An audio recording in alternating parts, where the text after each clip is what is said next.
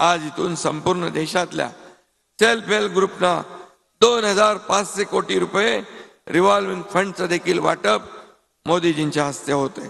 5000 कोटींचं आर्थिक सहाय्य केलं जाणार आहे.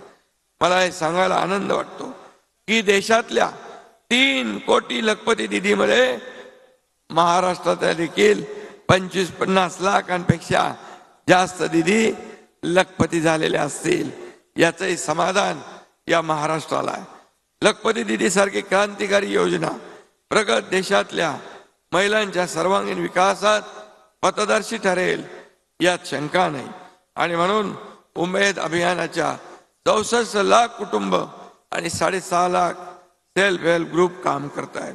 आणि म्हणून आज 25,530 कोटींची बँक कर्ज आणि अभियानामार्फत 1,818 कोटी एवढा समुदाय निधी देण्यात आलाय.